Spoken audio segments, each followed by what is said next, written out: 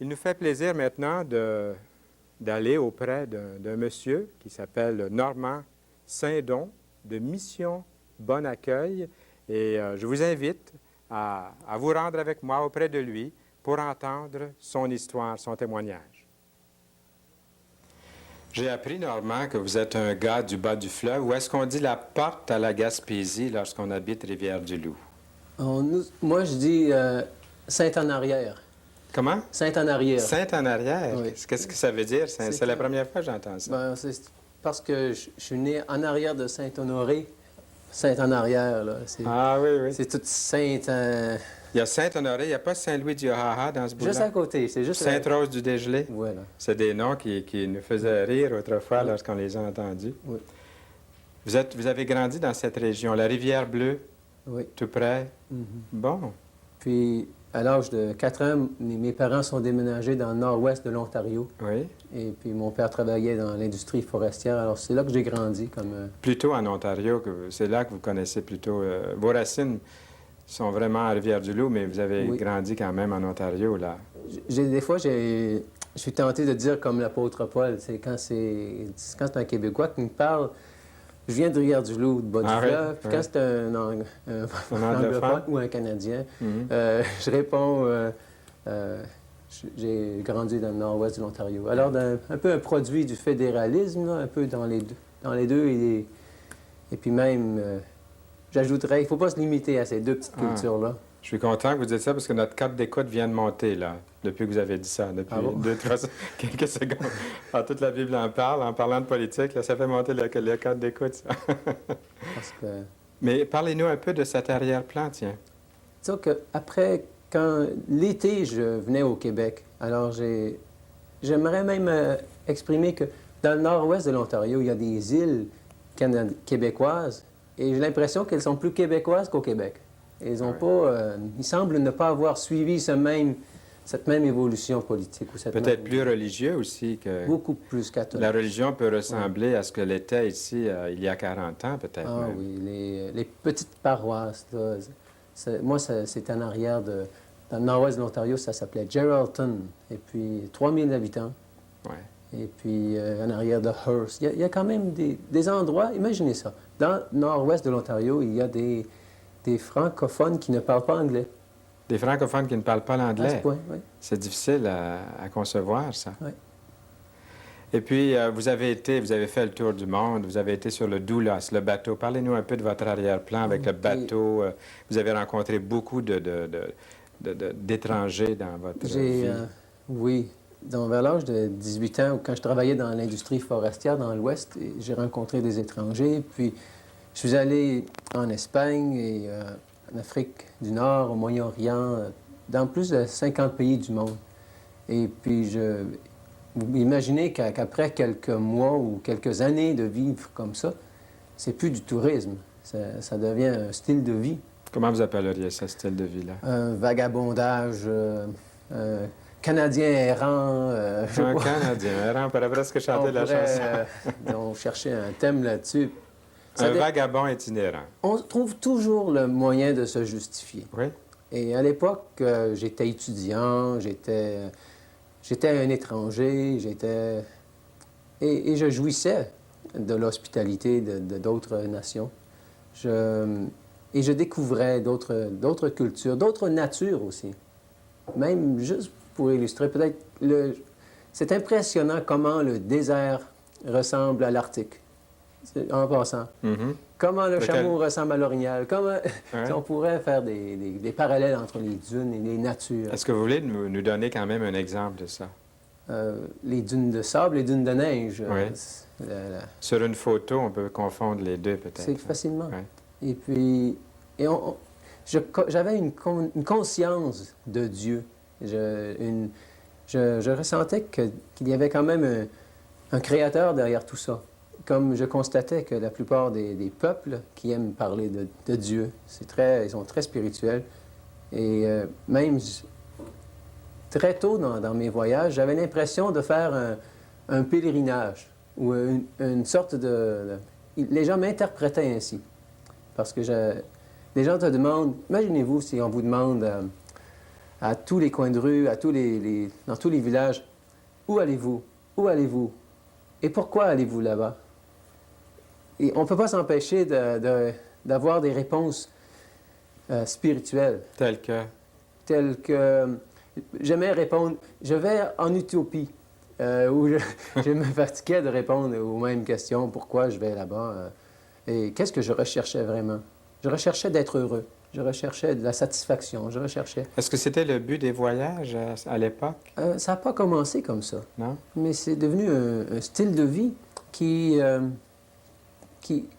Il semblait que ça... Un visa pour un autre pays, ensuite un autre visa, et puis il fallait quitter le pays dans un mois. Ensuite, je continuais, et puis... on dirait, le dit-on, la pierre qui roule n'amasse pas de mousse, là. Oui. Mais Puis, comment vous financiez tous ces voyages-là? Ça, c'est une question qu'on pourrait se poser. Je travaillais comme bûcheron dans l'industrie forestière, dans l'ouest du Canada. Toujours comme ça, oui. Oui, j'ai travaillé sur... Ça vous a amené à aller dans plusieurs pays, ça? Disons que je travaillais pendant une période de 7 mois, puis j'avais 10 000 Avec puis, les économies, là, je vous partais, partiez, ah oui. Et puis, j'étais pas un voyageur jet-set, playboy. J'étais vraiment plutôt vagabond. Plutôt... Le baluchon sur l'épaule. Très... Le quêteux. Ah oui? Le quêteux typique qu'on se souvient. Et je trouvais que, en étant simple, et avec le vêtement que j'avais sur le dos, avec pas grand... Il n'y avait pas de monde, pas de caméra. Occasionnellement, j'avais une caméra, mais des chèques de voyage là, bien dissimulés. Mais je m'amusais à imiter les gens, à essayer de leur ressembler. Et puis, j'ai beaucoup appris de leur culture, de leur langue et découvert ainsi. C'est au Brésil, et parce qu'il m'avait demandé du doulos. Puis, doulos, c'est un bateau énorme qui appartient à une mission Opération Mobilisation. On a connu le Logos ici à Montréal. Et le doulos est arrivé au Venezuela, où j'étais en voyage. Ah bon? Moi, c'était dans un marché au Brésil. Il y avait 8 mois de ça, à cette époque, que j'avais entendu prêcher un genre d'évangéliste sur le marché. Puis il criait d'une façon furieuse « A que adiantou enganar o mundo e perder a sua alma ?» Ça, c'est en portugais. Nos amis portugais vont comprendre. Oui. À quoi sert-il à l'homme de gagner tout le monde et de perdre son âme? Et ça avait été comme droit au cœur, cet enseignement. Je m'étais approché pour me moquer de cet homme-là de rue, parce qu'on en voit de toutes les sortes là, sur les places publiques. Et puis, la simplicité de son message m'avait percé. Parce que dans ma recherche spirituelle, je n'avais jamais trouvé des gens comme ça. Il prêchait avec beaucoup de conviction aussi. Beaucoup d'ardeur, il envoyait tout le monde. J'avais l'impression qu'ils envoyaient tout le monde en enfer. Ah oui. Mais à ce moment-là, j'ai comme capté, j'ai comme ressenti que c'était pas un enfer qu'il voulait m'envoyer. Il m'ouvrait vraiment une porte, un accès à Dieu. Il voulait créer ce besoin en vous de reconnaître votre état d'homme pécheur pour pouvoir crier à Dieu. Oui. Ce qui m'a touché, c'est de voir les gens répondre à l'Évangile. Il y en avait qui répondaient. Beaucoup de ces hommes de marché-là, qui, il y a quelques minutes, se moquaient du prédicateur. Ah, oui. Ils répondaient à l'appel. Et puis, il y avait une certaine présence de Dieu dans ce lieu très simple. Ah, c'est vrai. J'ai compris par la suite que Jésus prêchait souvent dans les marchés. Oui, dans les lieux publics. Il était un homme qui prêchait très publiquement. Oui. Et puis, j'ai comme vu le vent de l'Esprit de Dieu agir dans d'autres vies. Et moi, même dans ma... Je ne suis pas une personne qui a été élevée sans religion. J'avais été élevé très... aller faire mes devoirs religieux. Aller à la messe à tous les dimanches, faire vos vêpres et tout. Tout ça. Puis, mais j'avais été comme vacciné contre. Avec ma crise d'adolescence, j'avais perdu l'intérêt. Et puis, je cherchais partout sauf là un sens à la vie. Et puis, lorsque j'ai vu les gens répondre et puis prier, je me sentais si grand, parce que pour moi, c'était très honteux de m'agenouiller. Ah, oui. Et ces gens-là, publiquement... Ils s'agenouillaient oui, au marché. Pour reconnaître que cet homme-là avait un chemin pour eux. Oui. Et ça a été un duel là, en moi pour m'agenouiller. Et ma prière était très simple. Ma prière était au secours, aide-moi.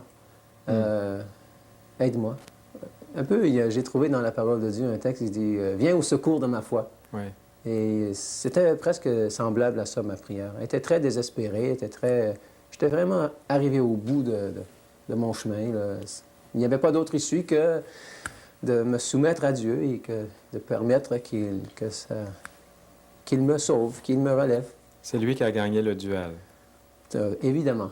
Ce jour-là. Je suis retourné à la maison et la parole de Dieu est devenue vraiment vivante. J'ai lu le Nouveau Testament dans une semaine et puis je la dévorais. Oui, c'est beau ce que vous dites. Et par la suite, j'ai continué d'errer.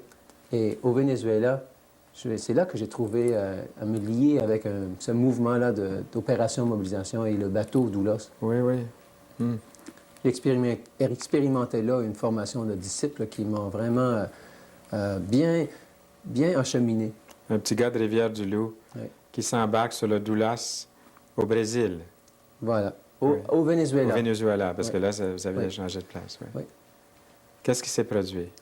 J'avais l'impression que je parlais beaucoup de langues, mais je n'avais jamais parlé à Dieu.